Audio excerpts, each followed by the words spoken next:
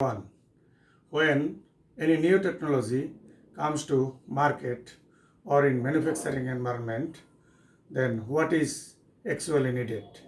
Can the existing employees operate or use that technology? I am sure they cannot use that new technology or new innovations. They cannot work with that new innovations. What they need? They need to they need to get training on that new technology or new machinery or new methods. Therefore, training is a must, and it is very important to work with the new innovations, new innovative technologies, new manufacturing processes or new methods of work. Dear students, in this lecture, I am going to discuss the introductory part of training and development course. In this course, in this chapter, I shall discuss definition of training and high leverage training, training, development and education, importance of training, typical areas of training and development, development of ask in training, learning and domains of learning, how does our brain learn, principles of learning, training process, categories of training methods, training for attitude change, benefits of training, Bloom's taxonomy, and context of training. The first topic I am going to discuss the definition of training. That means what is training?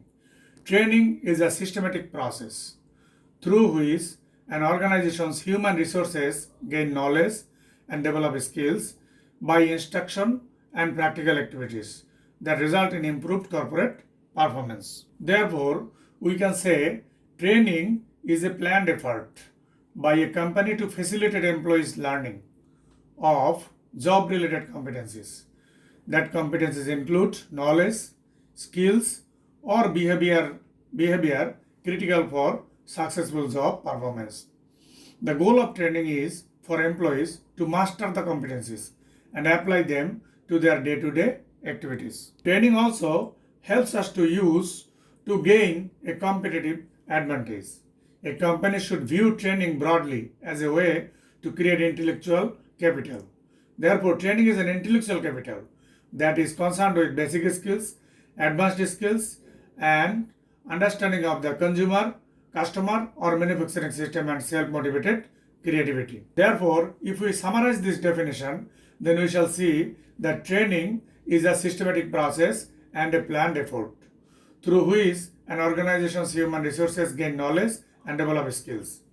Purpose of training is to master the competencies and apply them to their day-to-day activities. Training is used to gain a competitive advantage. A company should view training as a way to create intellectual capital, and training improves corporate performance. Now, we shall see what is high leverage training. When training is connected with the strategic goals of the business, then it is called high leverage training. That means high leverage training is linked to strategic business goals and objectives. It uses an instructional design process to ensure that training is effective. It compares or benchmarks the company's training programs against training programs of other companies, and high leverage training creates working conditions that encourage continuous learning. Dear learners, now we shall see the difference between training, development, and education. As I said, the training is acquisition of knowledge, skills, and abilities, that is popularly called KSA, to improve performance on one's current job. And development is an acquisition of knowledge, of course, KSA, knowledge, skills, and abilities required to perform one's future job responsibilities and for the long-term achievement of individual career goals and organizational objectives. The goal is to prepare employees for managerial careers. And education is a lifetime investment. It tends to be initiated by a person in the area of his or her interest. So these are the differences between training, development, and education. Now we shall see the importance of training. Training can help us in maintaining high quality products and services. It achieves high service standards. It provides information for newcomers. It refreshes memory of old employees. It achieves learning about new things, technology, products, services, delivery. It reduces mistakes, minimizing costs. A opportunity for staff to feedback, suggest improvements, and training improves communication and relationships, better teamwork. Hmm.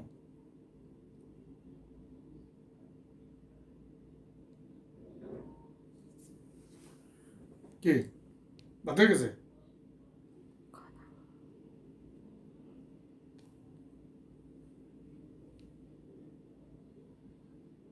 Now we shall see the typical areas of training and development, such as communication skills, computer skills, customer service, diversity, ethics, human relations, quality initiatives, safety, and sexual harassment.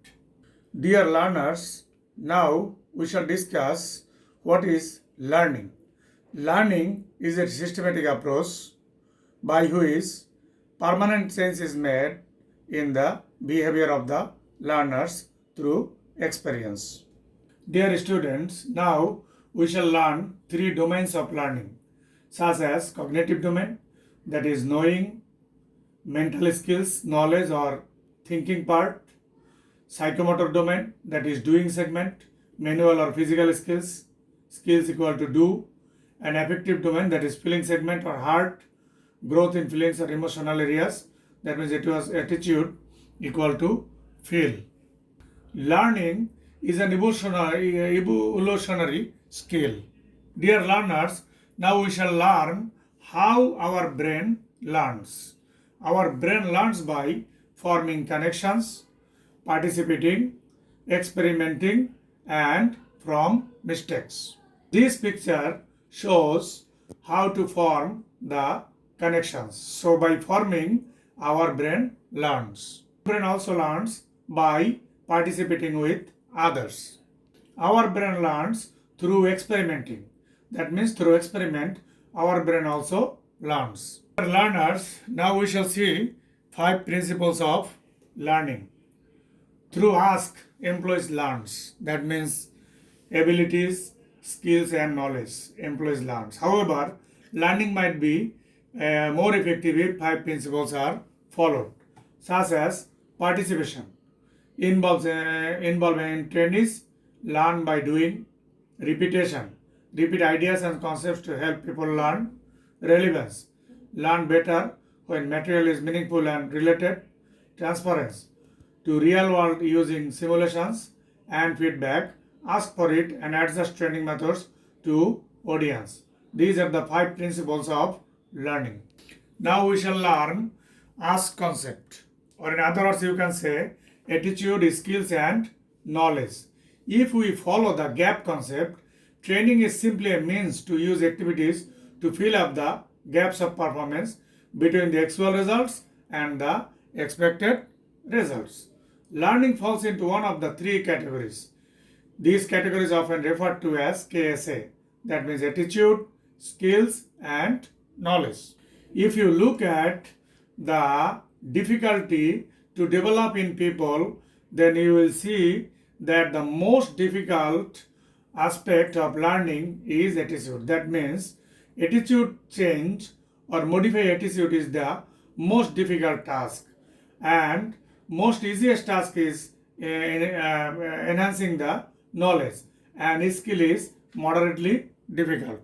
Therefore, we can say that knowledge means know what, skills means know how, and attitude means know why. And these 3, in combination of these 3, our abilities are improved. Dear learners, now we shall see the different steps involved in training process. Usually, there are 5 steps involved in training process. In any training, the first step is to assess the need. That means identify the needs of training of the employees. And when training need is identified, then it determines what type of training will be useful for the organization, that is to be identified. And then identify training program goals and objectives. For what purpose training will be given, and then implementing training program, and at the end evaluating training program. Now we shall see different categories of training methods. As a whole, training there are three training methods such as presentation methods, hands-on methods, and group building methods. Presentation methods means trainees receive information provided by others. For example, through lectures, workbooks, CD-ROMs, DVDs, podcasts, websites. And this conveys facts or compares the alternatives. In hands-on methods, trainees are actively involved in trying out skills. It is also called on-the-job training, simulations, or role plays or computer games. Teaching specific skills show how skills are related to job or how to handle interpersonal issues. And the third category of training is group building methods. Trainees share ideas and experiences, build group identities, learn about interpersonal relationships and the group. This is done through group discussions, experimental programs, and team training. In this case, establishing teams or work groups, managing performance of teams or work groups are the application of these group building methods. So, training methods can be classified in three types: presentation methods, hands-on methods, and group building methods. Presentation method is just presentation, lecture, or other similar methods. Hands-on method is to improve the skills, that is learning by doing on the job training. And group building methods are concerned with the group skill development which can help the employees improving the skills working in group. Now, how can we understand that training has become successful? Training has become successful if we can evaluate the following points, and if we find those points are positive, then we can say the training was successful. Such as trainee satisfaction. After training, if we see trainees are satisfied, then we can immediately say that training was successful. Return on investment. After giving training, if the return on investment becomes higher or increases, then we can say training was successful. Performance improvement. Similarly, if new skills, knowledge, and attitudes are acquired by the trainees, and if transfer of training is happened, then we can say that the training program was successful. We mentioned in one slide that the training also can change the attitude. Here we shall see how training can change the attitude of the trainees. Training designed to change employee attitudes about diversity and or develop skills needed to work in a diverse workforce or in a cross-cultural environment. These programs generally emphasize either attitude awareness and change or behavioral change. Attitude awareness program or behavioral change program, we can change the understanding of the trainees so that their attitudes are changed after training. Instructional System Design Model, ISD. ISD model shows that training has got three parts. First part is need analysis. That means three types of needs are analyzed: organizational need, task related needs, and person related needs. Then the second part is training design and delivery. In this part, training objectives are set, training contexts are identified, training methods are determined, and learning principles are identified. And at the third part, training evaluation. That means evaluation criteria is set here, and evaluation is designed and then really evaluated. So ISD model tells us that in designing training, there are basically three parts: assessing the needs of training, training design and delivery, and training evaluation. Dear learners, now we shall learn the benefits of training. Training has got numerous benefits. However, the main benefit is concerned with the trainees learning. That means trainees learn something valuable that they can apply at their work. However, training can be beneficial for the organizations too. That means from organizational point of view, training can help organization implement its strategy, increase organizational effectiveness, and advantage in employee recruitment and retention. Training also can be beneficial for the employee in terms of intrinsic benefits and in terms of extrinsic benefit. Intrinsic benefits means trained employees improve their knowledge and skills, develop higher confidence or efficacy, feeling of increased usefulness, higher belongingness, higher job satisfaction and positive attitude.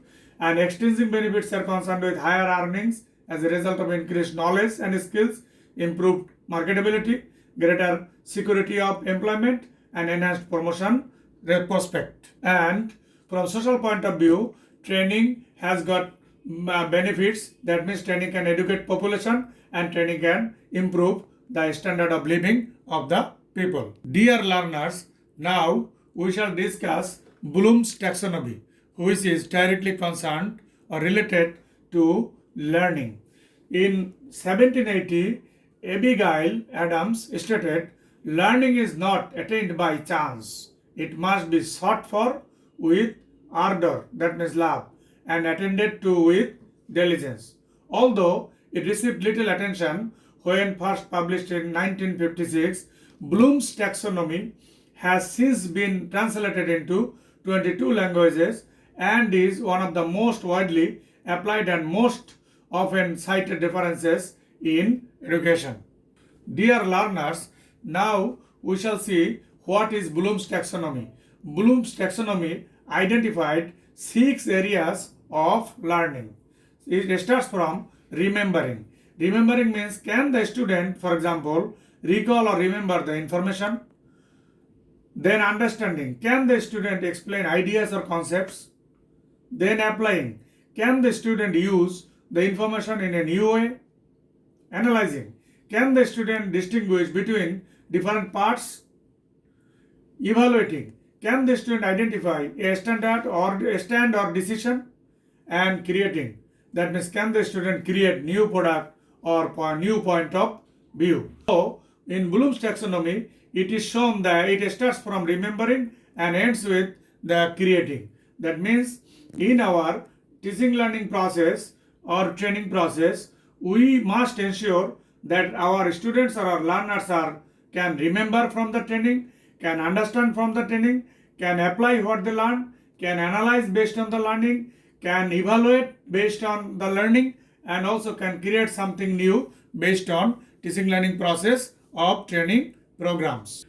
Now we shall discuss the context of training and development. Now training and development is important in different contexts such as environmental context and organizational context. That means for making the training effective, organizational support must be favorable and also environment must be favorable. Otherwise, training may not be effective. Organizational context is concerned with a strategy. That means a strategic HRM, a structure of the organization, human resources system, and strategic human resource links. And environmental context is concerned with PESTEL. That means political, economic, social, technological, environmental, and legal environment. So if we would like to make our training program effective, then we shall have to ensure that the environment of training and the organizational context is favorable so that learners can learn something valuable and that can be used later on at their work, and that will be able to improve their performance and the organizational performance as well. Dear learners and viewers, we have arrived at the last stage of our today's discussion, and today we discussed the introductory part of training and development course. That means the introduction chapter of training and development course. In this chapter, we learned what is training and what is high leverage training. We also learned the importance of training. We learned what is KSA or ask concept of training. We also learned different categories of training and what is learning, domains of learning, and also we learned 5 principles of learning. We learned the process of training, that means the steps involved in training process. We learned how to change the attitude through training, and also we learned Bloom's taxonomy, context of training, and we also learned benefits of training. Dear learners, I hope that this lecture will be useful for you to understand the introductory part of training and development course. Thank you.